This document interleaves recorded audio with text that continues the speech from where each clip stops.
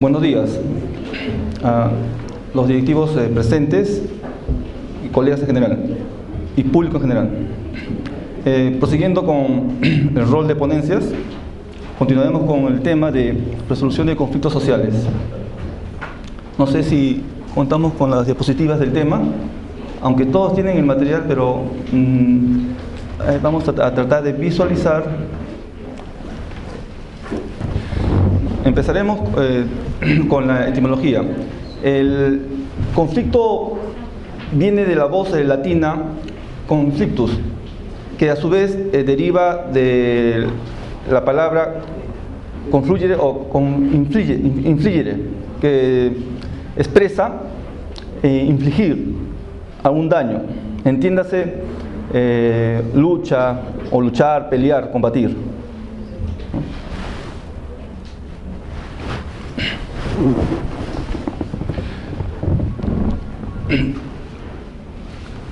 Es así que podemos definir conflicto como la situación o circunstancia en la cual dos o más personas perciben que tienen intereses contrapuestos,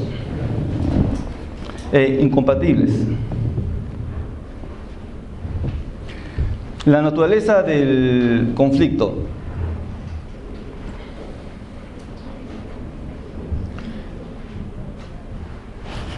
Netamente la naturaleza del conflicto es de naturaleza humana, ya que el ser humano es conflictivo de por sí. Esto lo vemos desde los inicios de la humanidad, ¿no? Y podemos decir que el conflicto, por tanto, no es solamente exclusivo del ser humano, sino de los animales. Entiéndase que también el hombre es un animal irracional, ¿no? Esto lo vemos en los animales por la supervivencia, en la adquisición o proveerse de los medios, tanto alimentos como de reproducción. Y el hombre no está muy lejos de ello, lo cual genera un conflicto.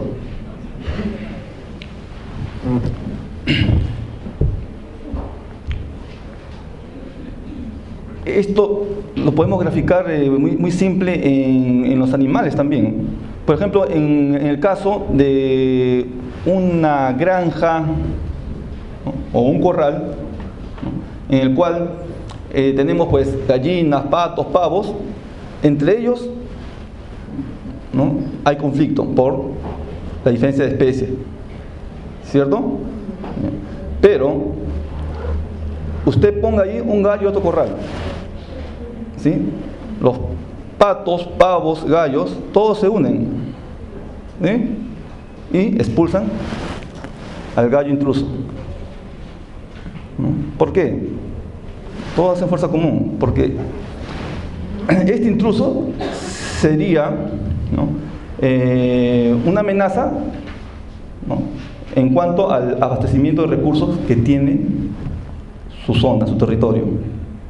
Lo mismo sucede con el ser humano. El ser humano, al ser un animal racional, no está muy lejos de ello, ¿sí? Al haber evolucionado tanto, sigue teniendo conflictos y también causa daño, en forma más disimulada y más elaborada, ¿no? Tiene esa hipocresía, ¿sí? Entonces el conflicto está presente no solamente ahora, sino también de la antigüedad, y como el ser humano parte del reino animal, también.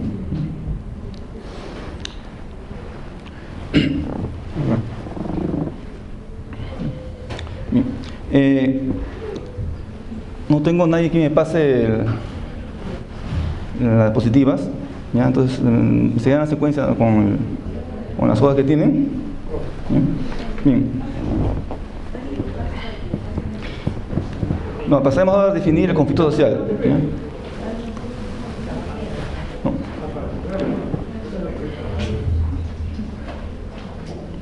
A ver.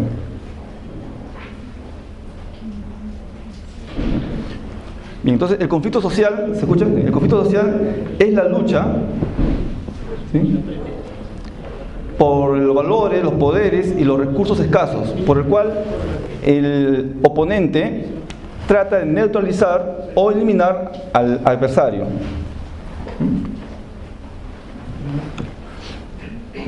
Entonces, teniendo el conflicto, ¿no? Se busca la resolución del mismo.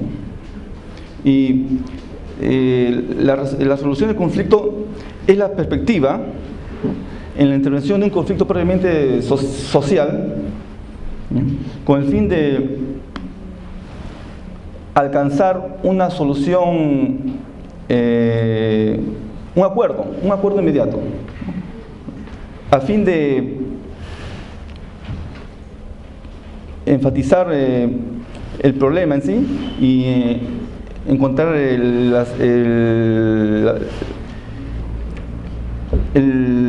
poner fin al conflicto. Pero ahora, no podemos decir que en el conflicto todo es negativo, porque debemos tener en cuenta que el conflicto debe ser visto desde un punto de vista también positivo y como un desafío, toda vez que es un proceso por el cual se alcanza una posición para lograr objetivos. Recuerde pues que toda nuestra historia está llena de conflictos, ¿no?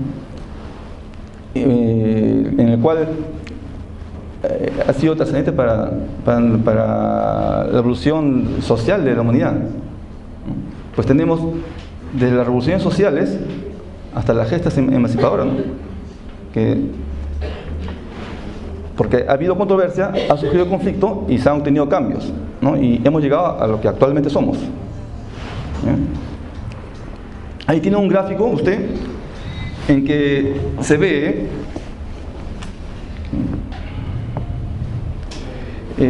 las posibles secuencias de un conflicto. Tenemos el problema del agravio. Si no encontramos o no reclamamos, siempre nos quedamos en conflicto, ¿cierto? Pero si reclamamos, vamos a pasar, ¿no?, a la solución del mismo o el rechazo. Y si es que hay el rechazo, este rechazo puede ser total o parcial. Siendo parcial, se puede negociar, ¿no?, a través de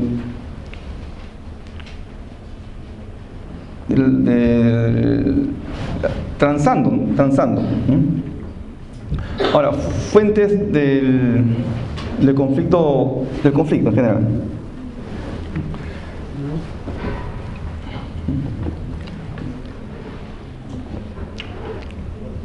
Bueno, el ser humano de una persona a otra tiene diferentes perspectivas de la vida, de la realidad. Al tener una diferente perspectiva, actúa de tal forma que se materializa en hechos.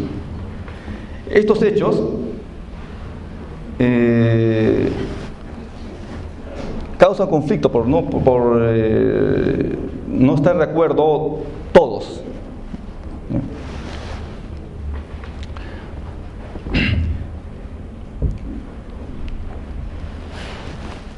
También se vincula a los recursos por la escasez de los mismos.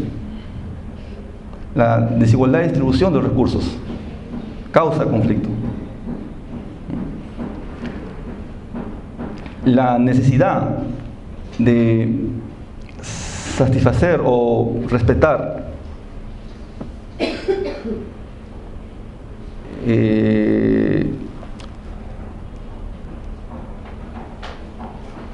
las necesidades de la persona para su desarrollo como tal,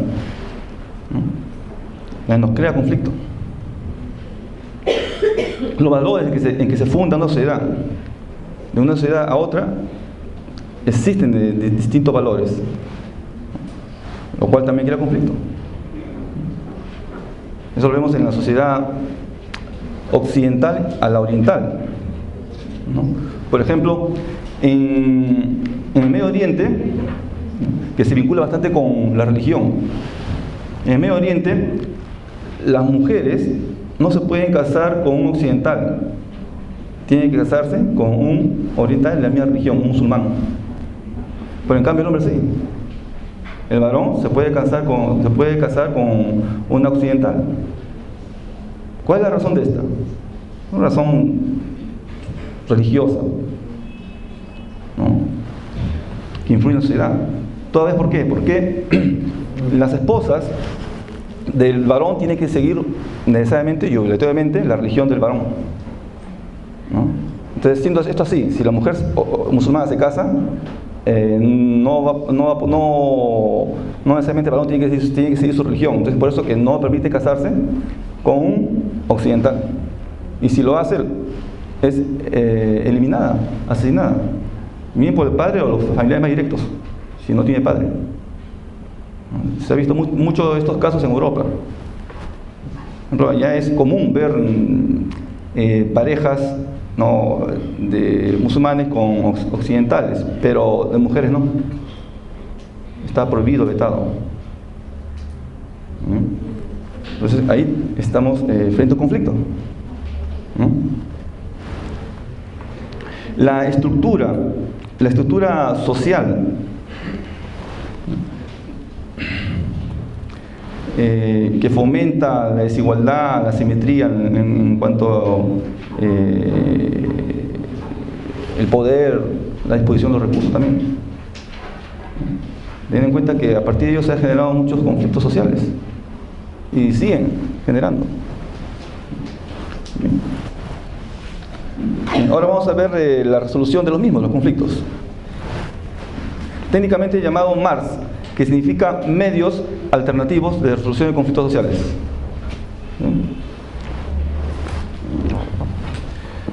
Que tienen como fin el de dar solución a los intereses contrapuestos. Y se plantea en los siguientes mecanismos: negociación, mediación, conciliación y arbitraje.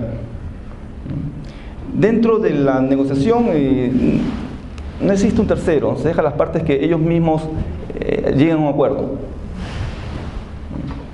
Sin duda alguna que los intereses contrapuestos deben ser salvables, ¿no? Caso contrario, estaríamos hablando de una mediación. Cuando los intereses contrapuestos son insalvables, se necesita de la intervención de un mediador.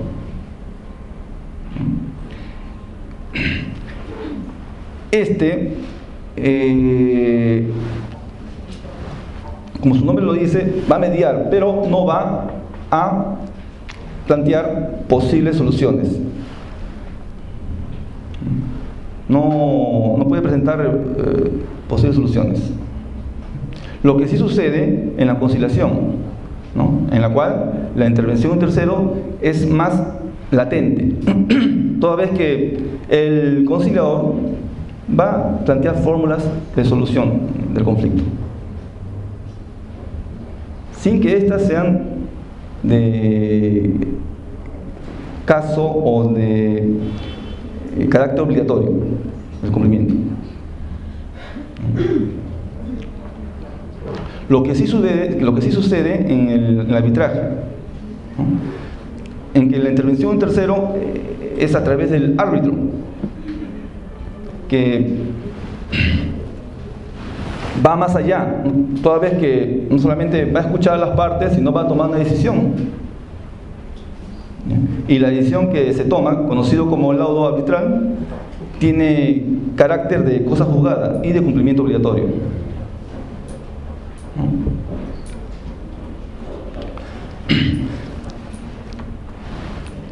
Todos estos medios alternativos de resolución de conflictos sociales también en cierta medida se aplican en los diferentes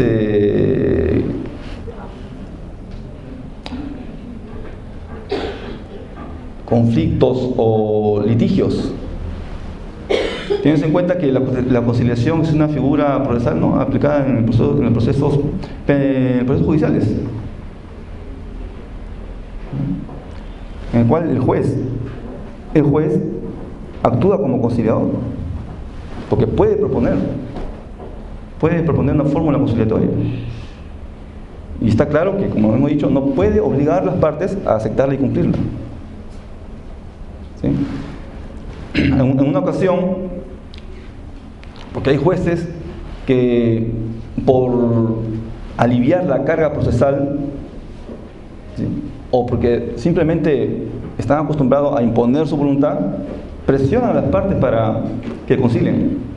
Y dirán, pues es un caso menos que tengo, ¿no? Soy el juez más expeditivo de la corte, o se hace lo que yo quiero, y está mal, ¿no? Ese juez está expuesto a que sea quejado, porque el juez solamente puede proponer una fórmula conciliatoria cuando las partes no llegan a una conciliación, ¿no?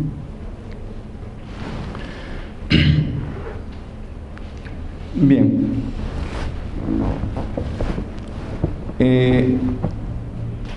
En los MAR tenemos estrategias para enfrentar un conflicto. Lo primero que se tiene que hacer es separar a las partes.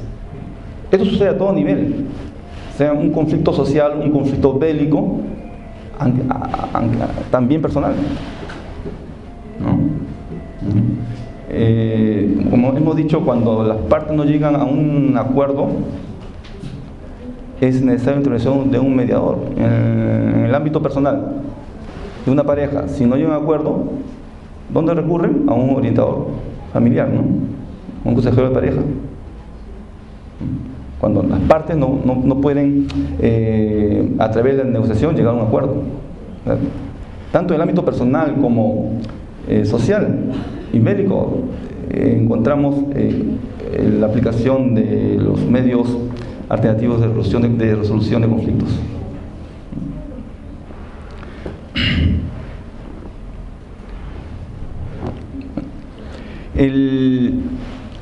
Se recomienda concentrarse en los intereses y no en las posiciones. Los intereses constituyen la esencia del conflicto, y eso es en lo que se tiene que basar el que actúa como mediador o conciliador, y no en las posiciones, que son las exigencias, los requerimientos que tienen las partes o los actores del conflicto. Idear soluciones de mutuo beneficio, y que estas soluciones sean objetivas, es decir, que sean materialmente y jurídicamente posibles.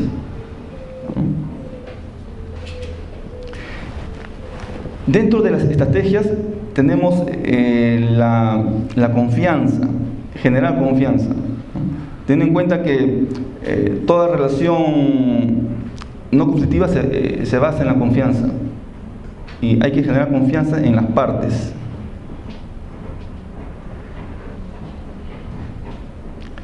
Ahora,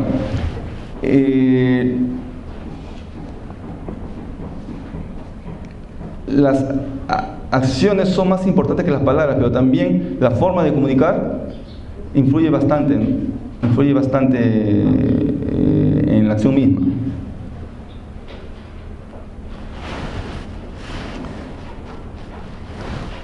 Lo que se pretende es ganar la confianza, y para ganar la confianza también hay que escuchar. Cuando hablamos de conflictos, si hacemos la pregunta a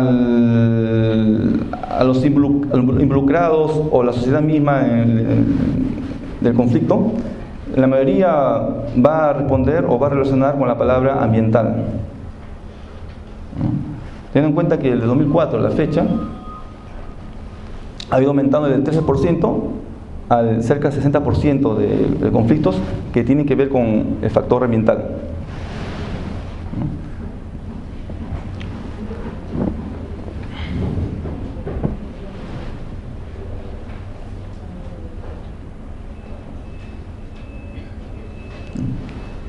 Bien.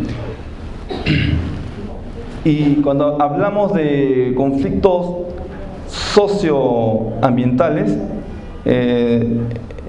no podemos dejar de lado los impactos que causan.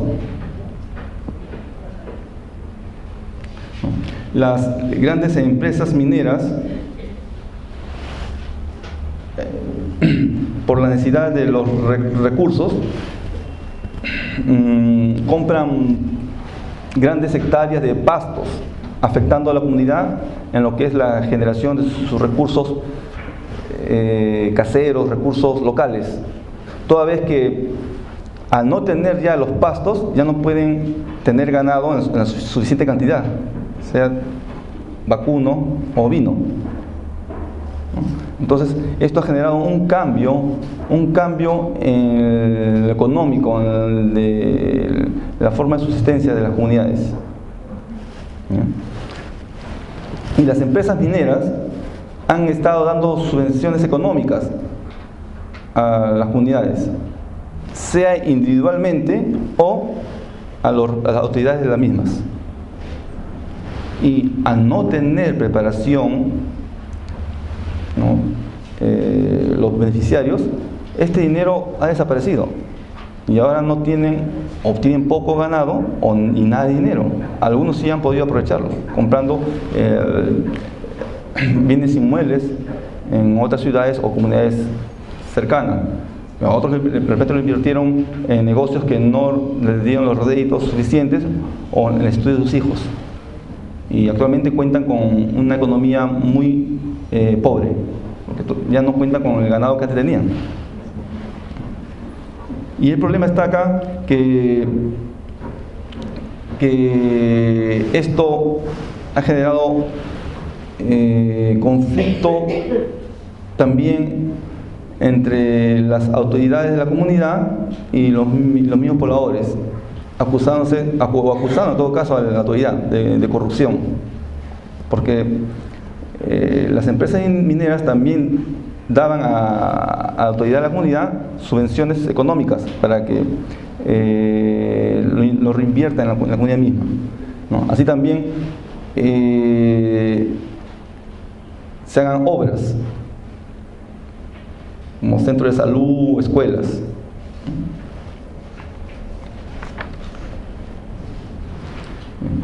Entonces, siempre se está en una continua negociación, ¿no? Para poder las empresas mineras seguir explotando los recursos que cuenta la comunidad, ¿no? Y a la vez ofreciendo subvenciones y inversiones dentro de la comunidad, en el cual el Estado interviene, en unos casos como mediador. Pero al no obtener las comunidades lo ofrecido y verse perjudicado en el aspecto ambiental, es que surge la protesta y el conflicto social.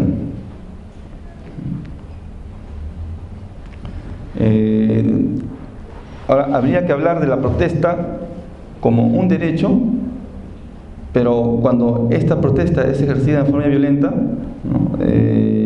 Ya deja de ser un derecho, ¿cierto? ¿No? Porque estoy afectando a otros. Mi derecho llega a donde comienza el derecho de los demás. Es así que en el 2012 se emitió un decreto supremo de la criminalización de la protesta social, ¿no? En el cual se estaba penando, ¿no?, los actos de protestas excesivos, como bloqueo de carreteras, ¿no? Tomas de comisarías, ¿no?, de las armas de los policías, la toma incluso de rehenes, ¿no? Y ante esto también se emitió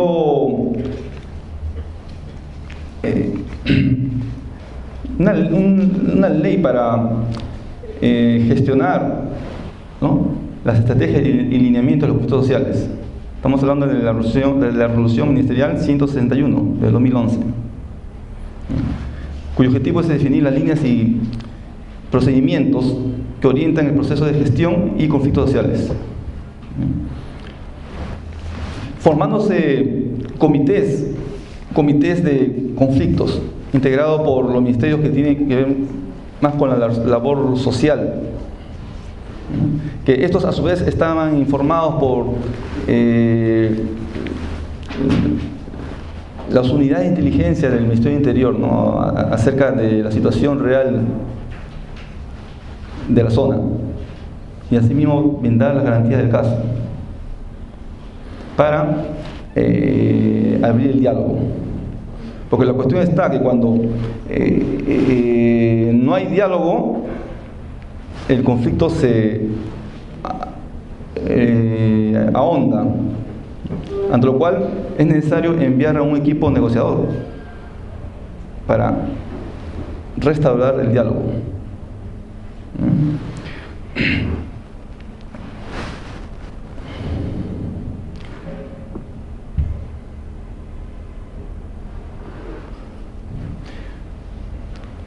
Entonces mediante esta labor de restauración del diálogo, el Ministerio del Interior no ha logrado aperturar propiamente el diálogo y se han solucionado muchos conflictos.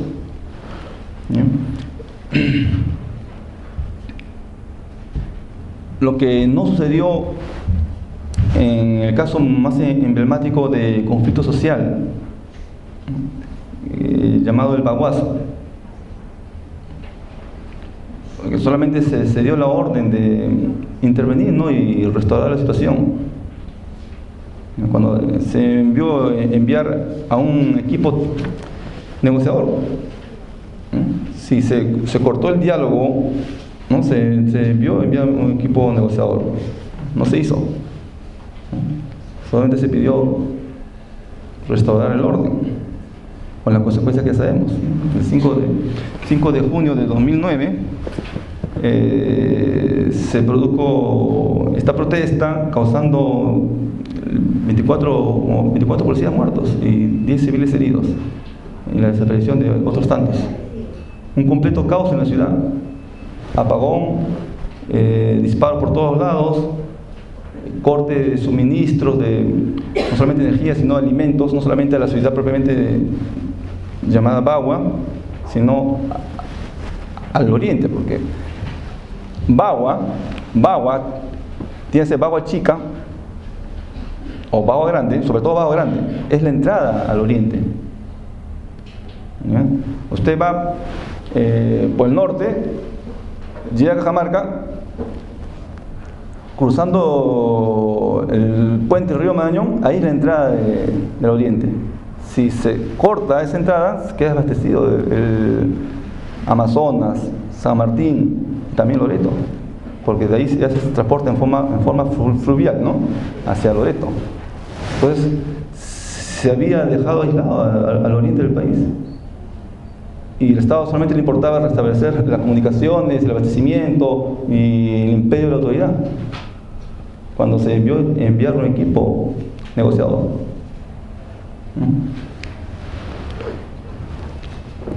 Bueno, yo les digo esto toda vez que estuve trabajando como juez penal en Bagua Grande. Entonces les puedo decir esto, que Bagua Grande es la entrada del oriente. Ahí confluyen pobladores no solamente del norte del Perú y la sierra, sino también de Lima y Chimbote, por una expectativa de trabajo. Usted va a encontrar ahí gente que viene en busca de tierras. La mayoría de la gente que viene en Bagua Grande no son propios de Amazonas, sino vienen de Tumbes, Piura, Chiclayo, Cajamarca, bastante Cajamarca. Y los que vienen a trabajar para realizar labores más técnicas o también profesionales, como en mi caso, ¿no?, vienen de Lima, Trujillo y Chiclayo, ¿no? Entonces es un punto de encuentro, es un nudo de encuentro ahí, y se ha desarrollado tan rápido que es más grande que Bagua,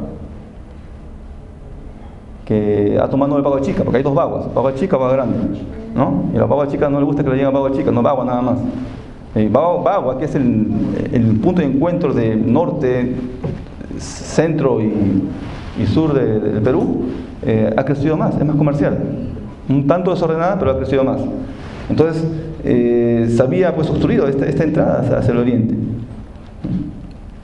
Y es el caso más emblemático. Tenemos como hasta la fecha como 250 y tantos casos de conflictos sociales, pero este es el más emblemático por las consecuencias que ha tenido, ¿no? De lo que nosotros podemos denotar que ha ocurrido un enfrentamiento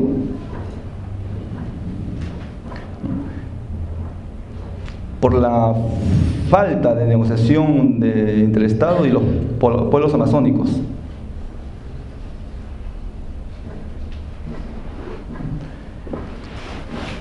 Mientras que por el motivo de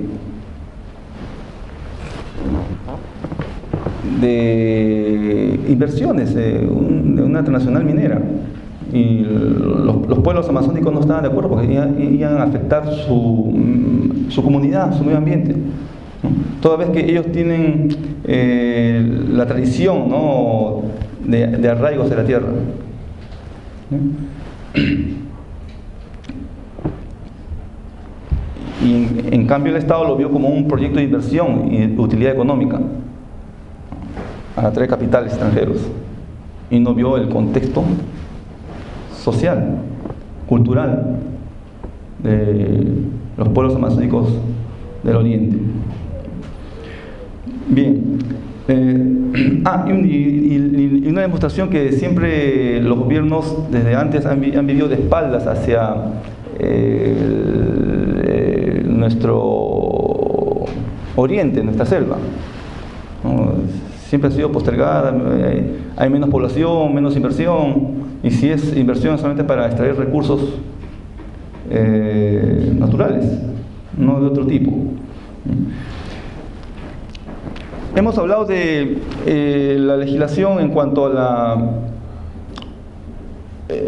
solución de conflictos sociales, que como un derecho, ¿no?, cuando este se excede ya deja de ser un derecho, cuando uno reclama con violencia. ¿Por qué?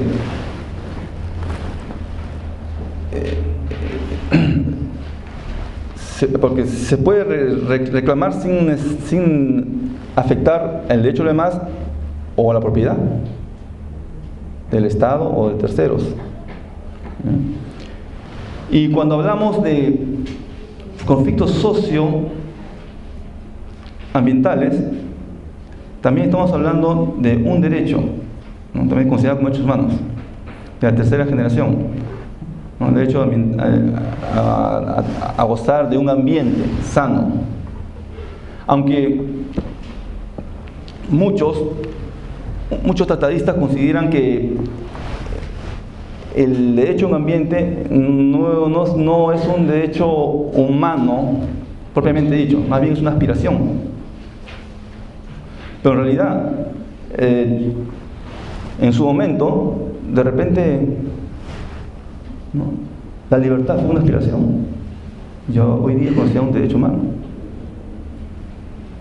El ambiente, así como también el de tener una vivienda digna, es una aspiración para muchos, ¿no?, aunque la Constitución lo diga, pero no es un derecho efectivo. Quizás en el futuro será un derecho fundamental, tener una vivienda como así un ambiente sano. Teniendo en cuenta que los derechos van siendo exigidos de acuerdo a la posibilidad que tenga cada Estado. Siendo algunos de los Estados que tienen mayor poder económico van a poder darle mejores servicios y derechos a sus ciudadanos. Por ejemplo, en Europa no hay ciudad, o también pueblos, ¿eh?, porque en todas partes hay pequeñas ciudades y pueblos. En Europa, pueblos que están en los Apeninos cuentan con todos los servicios, cosa que no tenemos acá. Hacemos una comparación con los pueblos que están en las alturas de los Andes, hay muchas necesidades. En cambio allá tienen agua, luz, teléfono, internet. Usted sube un poco más a los Apeninos y ve que en sí es un pueblito porque no tiene más de 10 manzanas. Es un pueblo bien ordenado, con sus pistas, todo. Tiene todo. No tiene por qué irse a una ciudad mediana o grande para poder encontrar todas las comodidades. Entonces, pues allá en Europa es un derecho, ¿no?, tener una vivienda digna, cosa que acá solamente está en el papel. Así como en su momento está tomando bastante fuerza la protección del medio ambiente, y va a ser exigido. Va a ser exigido porque yo pienso, ¿de qué nos sirve tener todas las comunidades y demás derechos si no tenemos un ambiente en el cual podamos vivir? ¿Sí? Entonces, de momento es una aspiración, pero cada vez va a ser más imperativo que sea considerado como un derecho fundamental. He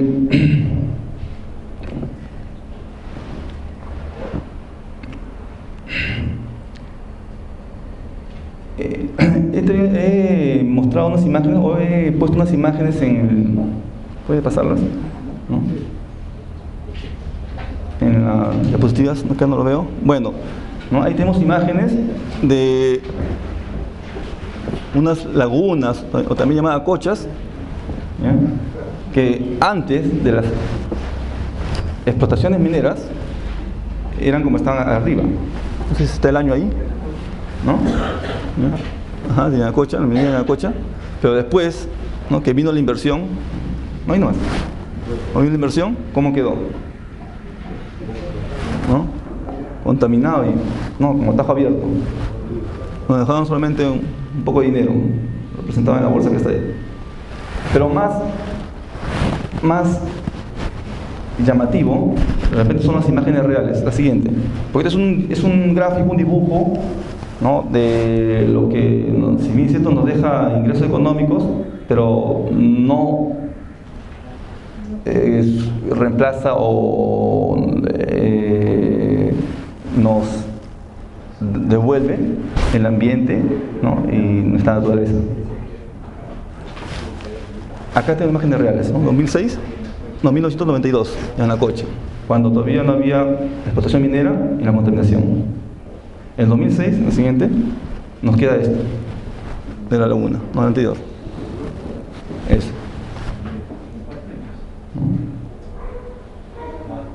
Y el dinero no nos va a devolver nuestras riquezas naturales, al margen de los daños de salud colaterales. O sea, el agua que vierte va corriendo. Los residuos tóxicos que consumen causan daño a la salud, que son irreparables también y transmitibles de generación en generación. ¿No? Lo mismo, Yanacocha, 2006. Después de 12 años, ¿no? 12 años. Siguiente.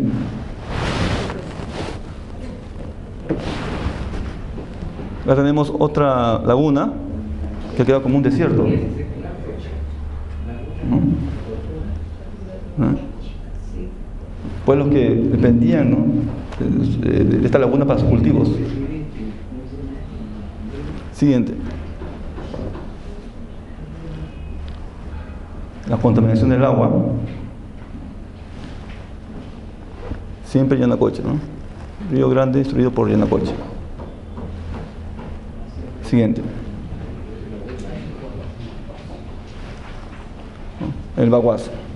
Ahí vemos la obstrucción de la antes llamada Marginal, con el cual fue bautizado por Pelón de Terre, ahora conocida como carretera Fernando Pelón de Terre, ¿no?, impidiendo el paso de transporte de bienes, productos al origen. Y los estados quiso restaurar el orden, pues a la fuerza, ¿no? Continúa los resultados que se saben. Siguiente.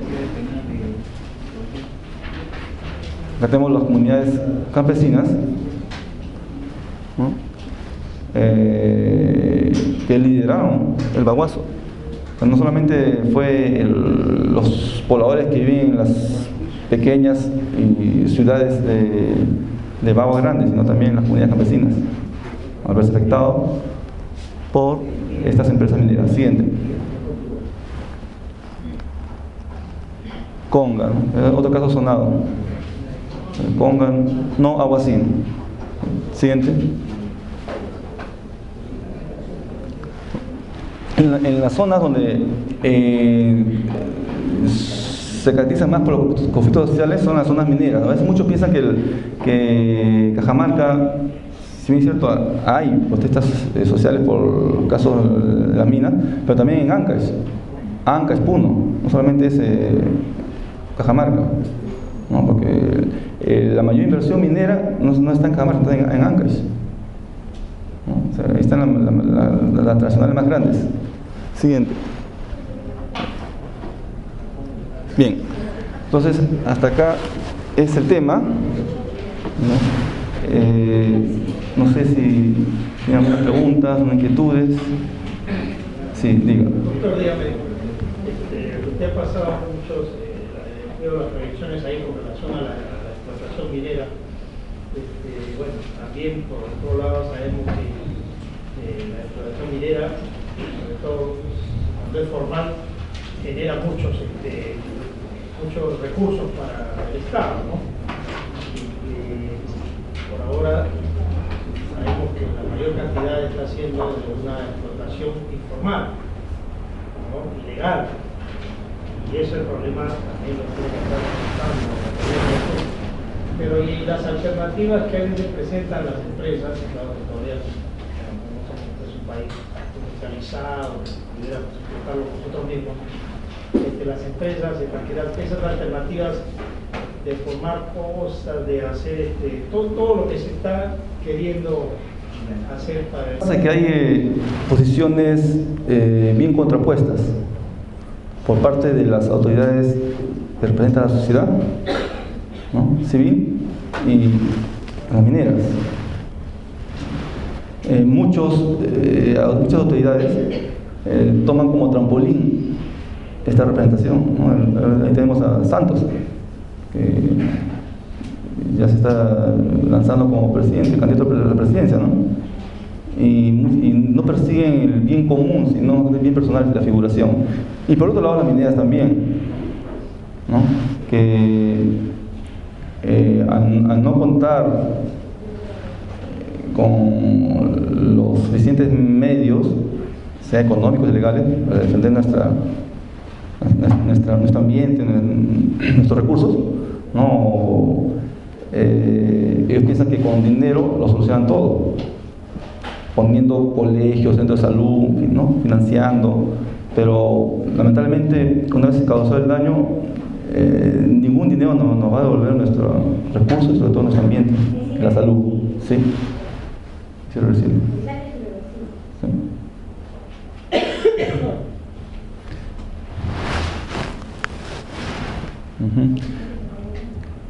Bien, con esto acabo mi presentación. Espero verlos nuevamente. Hasta pronto. Gracias.